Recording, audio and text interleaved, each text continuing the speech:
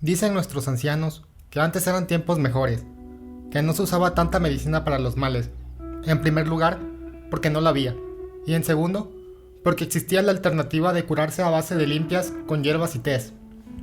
Con esto se ahuyentaban las distintas enfermedades, ni los malos aires se aparecían por las casas, porque se limpiaba con una buena sahumada. Fueron épocas de gloria, cuando la juventud no estaba presa en tanto alcoholismo y droga. En el pueblo de antes había mucho producto con que alimentarnos. La pesca constituía un buen augurio, ya sea en el paso de las varas, por el paso de armadillo o bien por el flamenco, y también en el caracol, donde la pesca del bobo, dróbalo y guabina era grandiosa música para cualquier alma.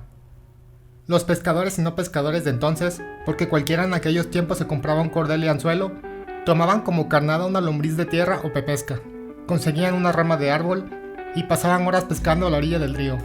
De esa forma, lograban el sustento para la familia. Para el mes de septiembre y octubre de cada año, como disloqué oportuno por tanta lluvia, el río se embarbascaba, es decir, el agua se ensucia de tal forma que en la orilla del río se hacía un lodazal, y los peces llegaban boqueando a la muerte. Cientos y hasta miles de animalitos buscaban sobrevivir, y eran acaparados en las manos del pueblo, que se arremolinaba o juntaba a lo largo del río. Cubetas y costales se llenaban de pescado, pues familias enteras entraban en jaque para la grandiosa tarea. Como sombras escurridizas, mujeres y niños iban y venían de su casa al río, y del río a la casa, para acarrear tan sabroso alimento. Es entonces que el pueblo de Tustepec se engalanaba de buena pesca, porque Diosito multiplicaba los peces, como milagro oportuno, y el buen platillo en la mesa de los hogares del pueblo duraba por varios días. Cuando no había pesca en el río, debido a que este crecía peligrosamente en la época de lluvia, la gente se enfilaba hacia los platanares. La cuestión era no dejar el estómago vacío. La chamaquera se llenaba la panza con plátano hervido y una buena olla de frijoles en caldo, o bien, plátano en machuco. Las familias más desahogadas económicamente de la población hacían el plátano relleno de queso y lo combinaban con biucito, chicharrón y otros manjares más.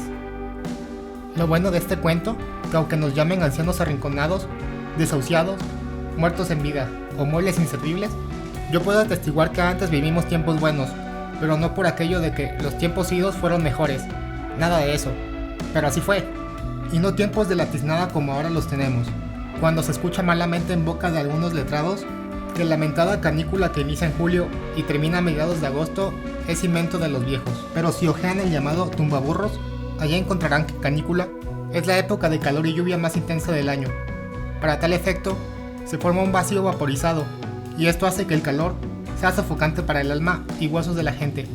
Como coincidencia, en el tiempo de la canícula, también es el tiempo de la conocida fruta llamada guayaba, porque en aquella época, en los solares de las casas, se tenían 2 o 3 árboles de ella, y se llenaban los patios de fruta.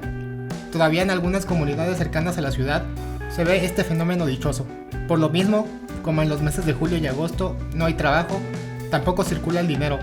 Desde entonces, le llaman la voz del pueblo la época de la guayaba. Es muy cierto, debido a que aquí en la ciudad no hay zafra. Los estudiantes y maestros están de vacaciones, por lo tanto, no hay derrama de dinero en la región. A ello se le agrega la temporalidad de la lluvia y calores intensos. Luego llega la lamentada canícula, que dicen que los viejos la inventamos. Lo que pasa es que el tiempo malo existe, y persiste, y hace de las suyas. La canícula es el fenómeno que trae consigo en un cierto lapso de tiempo la alteración del calor en la naturaleza, por la lluvia. Los veneros de los ríos se ensucian y se contamina el agua de los manantiales y pozos. Entonces los peces también se contaminaban y hacen daño como alimento. Por eso se dice, están en veda, por el vacío de la atmósfera que provoca el calor y lluvia. Las enfermedades se intensifican y tienden a hacerse crónicas. Las heridas y cortadas se infectan más fácilmente. Es decir, en el tiempo de julio y agosto, la canícula hace de las suyas. Pero no es invento de nosotros los viejos, como asegura la ociosa gente de hoy. Pues antes, aunque sea con hierbas o tés, se curaban las enfermedades. La sabia naturaleza nos indicaba qué hacer. Al menos eran pocos los gastos en curar las enfermedades. Y además, nos alimentábamos más sano, con agua de fruta y no de agua embotellada con azúcar adulterada. Por eso actualmente, hay muchos viejos curtidos de piel y corazón, de 60 y 80 años o más, sin tantas dolencias y con mucha fe para seguir viviendo. Debido a que en estos tiempos, llamados modernos, muchos jóvenes a los 30 o 40 años de edad se les ve enclenques y enfermos. Por lo mismo, conste que la canícula no la inventamos los viejos. Ella está allí, presente todavía cada año para hacer de las suyas.